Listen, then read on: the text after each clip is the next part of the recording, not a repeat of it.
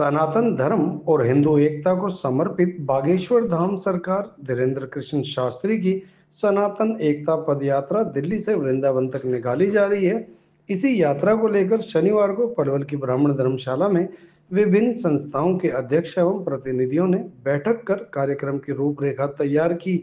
इस मौके पर समाज सेवी दिनेश भारद्वाज और ब्राह्मण सभा के अध्यक्ष अमन भारद्वाज ने कहा कि बागेश्वर धाम सरकार धीरेन्द्र कृष्ण शास्त्री का नारा है कि जाति पाति की करो विदाई, हम सब हिंदू भाई भाई।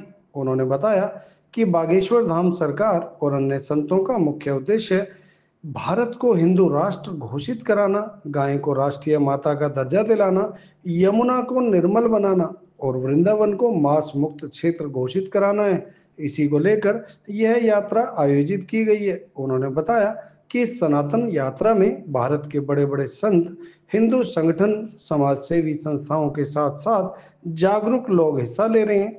लाखों लोग इस आयोजन का हिस्सा बनेंगे। उन्होंने बताया सनातन एकता यात्रा 7 नवंबर को दिल्ली स्थित अक्षरधाम मंदिर से प्रारंभ होगी। यह यात्रा फरीदाबाद और बल्लभगढ़ होते हुए 9 नवंबर को पलवल जिले में प्रवेश करेगी।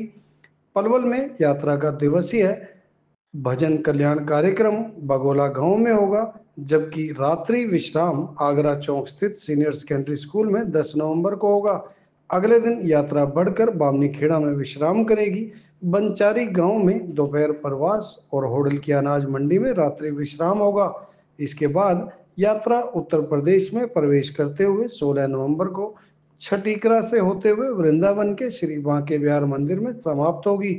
उन्होंने बताया कि इस यात्रा में बागेश्वर धाम सरकार धीरेन्द्र कृष्ण शास्त्री के अलावा देवकीनंद ठाकुर, इंद्रेश जी महाराज, अनिरुद्ध आचार्य महाराज, मोनी बाबा व अन्य अनेक संत महात्मा भी शामिल होंगे।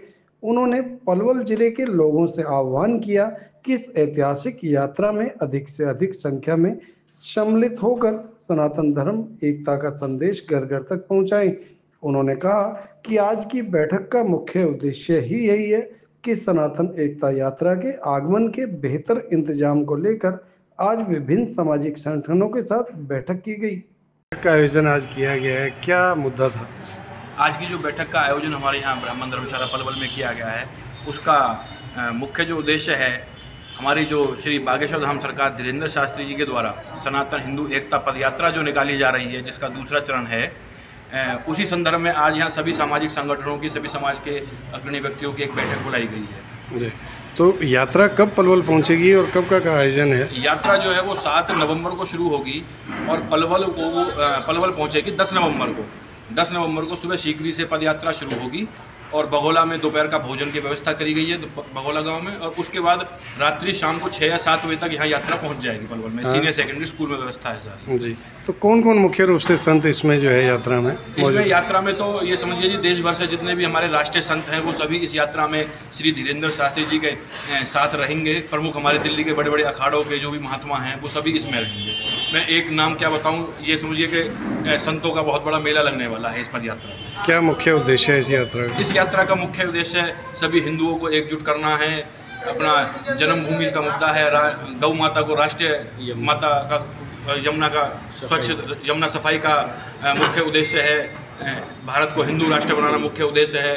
तो ये बहुत सारे ऐसे प्रमुख सामाजिक मुद्दे हैं जो राष्ट्र के विकास में बहुत योगदान है। क्या ठहराव के दौरान आमजन से कोई मुलाकात, संतों के दर्शन हो पाएंगे? जी बिल्कुल होंगे। उसके लिए हमने पूज्य गुरुदेव से जब निवेदन किया तो उन्होंने कहा कि तो ठीक है, जब वो पलवल पहुंच जाएंगे तो उसके पश्चात वह यहाँ लगभग आधे घंटे का 30 मिनट का उनका प्रवचन रहेगा, जिससे पलवल की जनता भी अभिभूत हो सके। दिनेश जी, आज इकट्ठा हुए हैं आप लोग जी, किस कार्यक्रम के आयोजन को लेकर चर्चा की जा रही है? बागेश्वर धाम जी की जो यात्रा निकल रही है दिल्ली से वृंदावन, उससे संबंधित हम लोग इकट्ठे हुए हैं।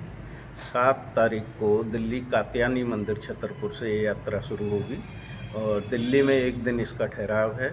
उसके बाद ये जो फरीदाबाद ठहरेगी और फरीदाबाद के बाद एक दिन जो है सीकरी ठहरेगी। सीकरी के बाद जो इसका पलवल ठहराव है, पलवल के बाद एक उसका ठहराव औरंगाबाद है, औरंगाबाद के बाद इसका ठहराव होडल है, होडल के बाद कोसी है, कोसी के बाद फिर एक आगे ठहराव, उसके बाद जो है वृंदावन इसका 16 तारीख को समापन होगा। किस तरह के इंतजामात जो हैं ब्राह्मण सभा द्वारा किए जा रहे हैं? ब्राह्मण सभा का ये प्रोग्राम नहीं है, ये सभी पूरे पलवल शहर का प्रोग्राम है। पलवल शहर के जितने भी सामाजिक संस्थाएं हैं वो सब इससे जुड़ी हुई हैं और एक अच्छा प्रोग्राम सब ये लोग मिलकर देने के मूड में हैं कि भाई हम जो है बाबा आज पहली बार जो है यहाँ 10 तारीख को पलवल ठहराव होगा, उसमें आएंगे तो उनका अच्छे से अच्छा हम स्वागत करें, एक अच्छा मैसेज दें, जो जिस राह पे वो आगे बढ़ रहे हैं उसको सब लोग मिलकर बढ़ाने के लिए तत्पर हों। बैठक में विभिन्न संस्थाओं के जो लोग हैं उन्होंने हिस्सा लिया है?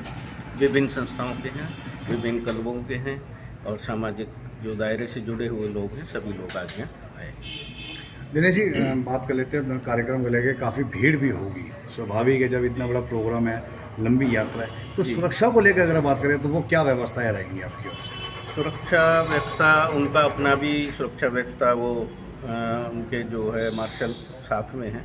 30 से 40 हज़ार भीड़ साथ में चलने का अनुमान है। बाकी सरकार भी पूरी अपनी तरीके से चाक चौबंद रहेगी इसमें। पलवल एसपी साहब से भी मीटिंग हो रही है हमारे साथियों से, तो वो सब लोग व्यवस्था बनाने में पूरा योगदान देंगे और हमारे यहाँ से भी सामाजिक जो लोग हैं, हम वॉलंटियर होंगे, वॉलंटियर हम अपना जो है बनाएंगे जो कि इस यात्रा को सफल बनाए।